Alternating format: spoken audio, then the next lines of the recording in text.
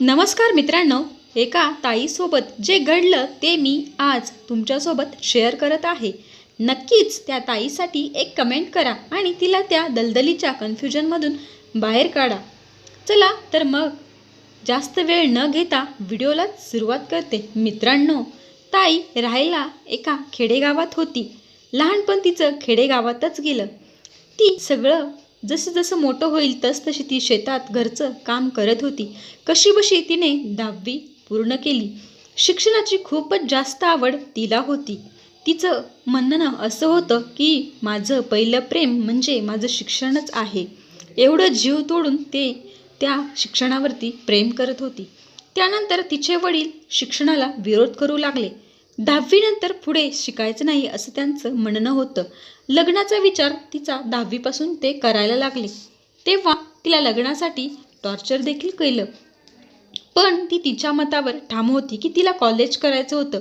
तिच्या रिलेटिव्हजकडून तिने थोडेफार पैसे घेऊन कॉलेजला ॲडमिशन देखील घेतलं आणि कसंबसं 12वीपर्यंत तिनं कॉलेज केलं. घरातून होणारा टॉर्चर पाहून ती बाहेर पडायचं तिने निर्णय घेतला. तिने नातेवाईकांची थोडी मदत घेऊन एका कोर्सला ॲडमिशन घेतलं. त्यात ती एक पास देखील झाली आणि तिला बेसिक त्या कोर्सवरती छोटा मोठा जॉब मिळू शकत होता. नंतर तेव्हाही तिच्या वडिलांनी तिच्या आईला टॉर्चर केलं, कारण तू मुलगी बाहेर शिकायला का पाठवली म्हणून तिच्या आईला घरात टॉर्चर करायला गेलं. घरात पैसे देणं बंद केलं, बाजारवरनं बंद केलं. लहान लहान भावंडांचे हाल व्हायला लागले. आईनं लोकांच्या रानात शेतमजुरी करू लागली. ती ताई शिकून माघारी आली. तिच्या डोक्यात तेच होतं, वडील टॉर्चर करतात. ताईचं पाऊल वाकडं नाही पडलं. ती पास होऊन माघारी आली आणि तिने पुढं शिक्षणाचा विचार केला. तिने पुन्हा कॉलेजला ॲडमिशन घेतलं आणि तिला उरलेलं ग्रॅज्युएशन पूर्ण करायचं होतं. तेच तिनं एक जॉब बघितला आणि ते काम करत करत तिनं इतर कोर्सेस करत कॉलेज केलं. कम्प्युटर कोर्सेस इतर काही तिनं 2-3 कोर्स केले आणि तिचं कॉलेज पूर्ण केलं. वडील घरात आईला टॉर्चर करतच होते. आईच्या डोळ्यात पाणी पाहून तिने कधी चुकीचं पाऊल टाकलं नाही आणि भावंडांचेही तगमग तिला दिसत होती. शिक्षण झाल्यावर तिला जॉबही भेटला. वडिलांनी शिक्षणासाठी पैसे देणं बंद केलं होतं, कारण त्यांना मुलगी 10वीच्या पुढे शिकवायचीच नव्हती. त्याच्यामुळे कलह घरात दिवसेंदिवस वाढतच होता. म्हणून तिची आई शेतमजुरी करून सगळा उदरनिर्वाह भागवत होती. शिक्षणाचा खर्च, बसचा प्रवास हे तिची आई तिच्यासाठी द्यायची.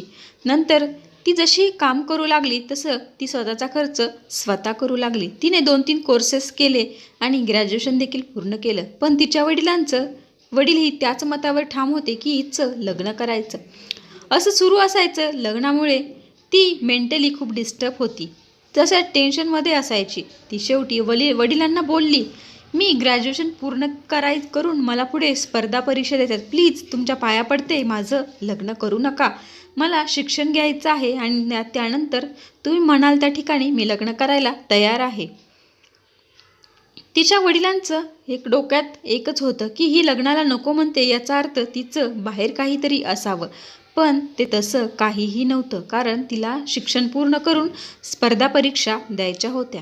तिच्या वडिलांना काही सरांनी देखील समजावलं, मुलगी हुशार आहे, अभ्यासू आहे, तिला पुढे शिकू द्या. पण त्यांनी ऐकलं नाही. ते स्थळ आणणे बंद करत नव्हते. जसं किंवा एखादी शेळी, बोकड जसं बाजारात दाखवतात त्याप्रमाणे घरी पाहुणी येणं सुरूच होतं आणि ताईला लग्न करायचं नव्हतं. तरी पण ती तिच्या मतावर ठामच होती. पण वडिलांनी तिचा वीक पॉईंट पकडला आणि तिच्या आईला त्रास द्यायला सुरुवात केली. त्यावरती डोळे बंद करून ती लग्नाला तयार झाली आणि तिने एक अट ठेवली, मुलगा मला असा शोधा की मला पुढे स्पर्धा परीक्षा देऊ देईल, असा मुलगा शोधा. त्यांनी इतक्यातच आणखी एक स्थळ आलं आणि वडील हो म्हणून, जे स्थळ येईल त्याला वडील होच म्हणत होते आणि त्यातल्याच एका स्थळाला तिच्या घरचे सगळेच हो म्हटले. मुलगा तिला पसंत नसताना देखील त्या घरच्यांच्या दबावाखाली ती मुलगी नाविलाजास्तव त्या स्थळाला हो म्हटली, कारण त्याचा त्रास तिच्या आईला सगळ्यात जास्त होता. कारण मुलगी लग्नाला नाही का म्हणते, कशासाठी शिकायचे ह्या गोष्टींचा वाद घरात चालूच होता.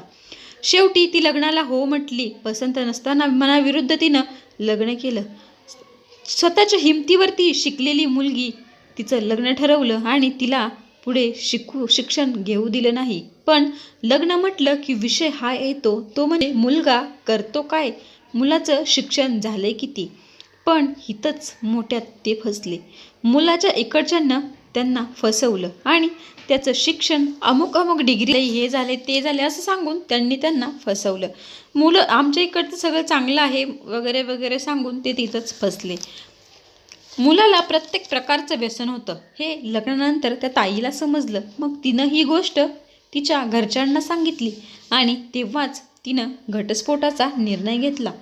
पण इथंच राहायचं त्या कारण वडिलांनी परत तिला सांगितलं, लोक काय म्हणतील आम्हाला, असू होईल आमचं, तू जर माहेरी आलीस तर तू इथंच राहा. त्यानंतर त्या ताईला तिथंच ठेवण्यात आलं. त्यानंतर तिनं कितीतरी वेळा तिथून जाण्याचा निर्णय देखील घेतला, पण प्रत्येक वेळी तो फेल होत गेला. त्यानंतर 3 ते 4 वर्षांनी तिला 2 मुलं झाली आणि त्यानंतर जे झालं ते न सांगण्यासारखंच. तिचा नवऱ्यानं काम सोडून दिलं आणि घरी राहायला सुरुवात केली. काम न केल्यामुळे पैसा येणार कुठून, सुट्ट्या मार काम सोड हे त्याचं चालू झालं. ना मुलांचा विचार केला, ना प्रेग्नेंट किंवा डिलिव्हरी झालेल्या बायकोचा विचार केला. तशातच त्यांना तिच्या सासूबाईंची तब्येत देखील कोरोनामध्ये खराब होती.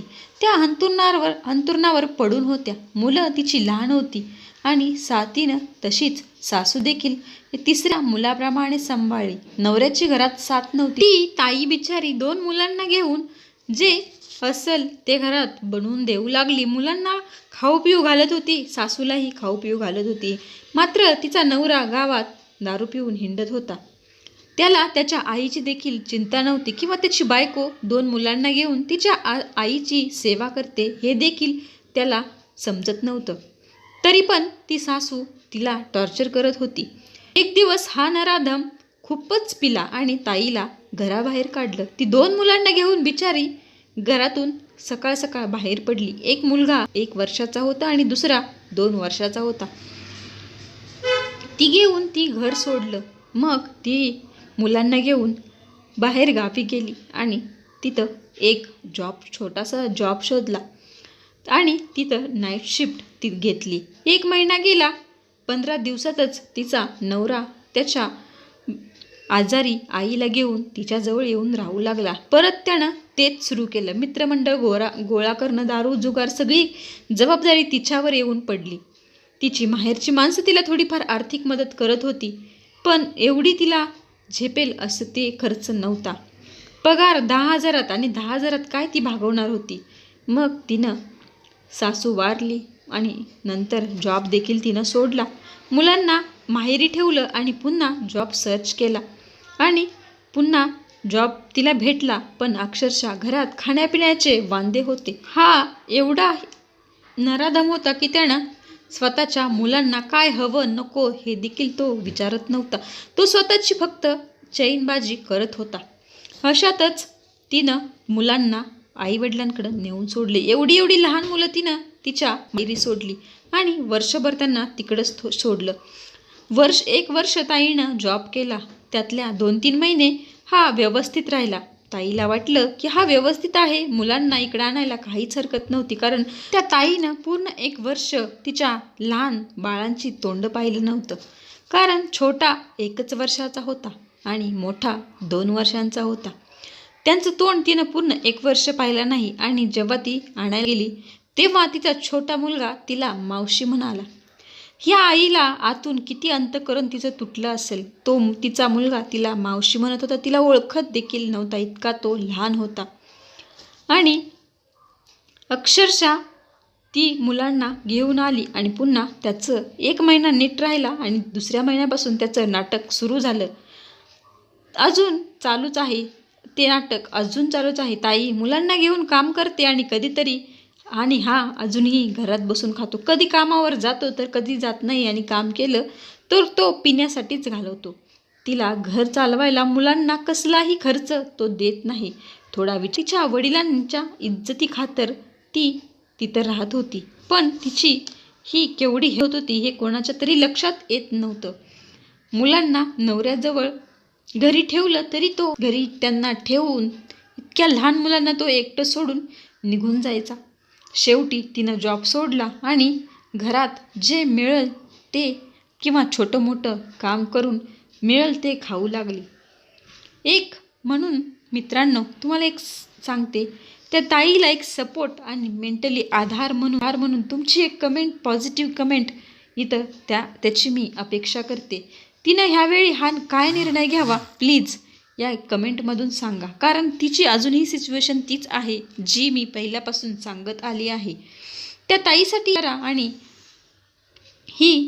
तिनं काय निर्णय घ्यावा, तिनं काय करावं पुढे, कारण ती कन्फ्यूज आहे. तिला तिच्या घरून हेच सांगण्यात येते की नवरा तो नवरा असतो, मुलांचा विचार कर. ती पण स्वतः मुलांचा विचार करते. तिला वाटते यांना बापाचं बघा विचार करा आणि मुलांनाही घरात करा. व्हिडिओ आवडल्यास लाईक, शेअर आणि सबस्क्राईब करा. याचाच पार्ट 2 देखील आहे. व्हिडिओ मोठा झाला असता पण मी तुमच्यासाठी खूप शॉर्टकट करून सांगितलं आहे, कारण ही स्टोरी पूर्ण 9 वर्षांची आहे. तीच मी तुम्हाला थोडक्यात सांगितली आहे. पार्ट 2 ऐकायचं असेल तरी मला कमेंट करून सांगा आणि आपल्या त्या ताईला नक्की सपोर्ट करा.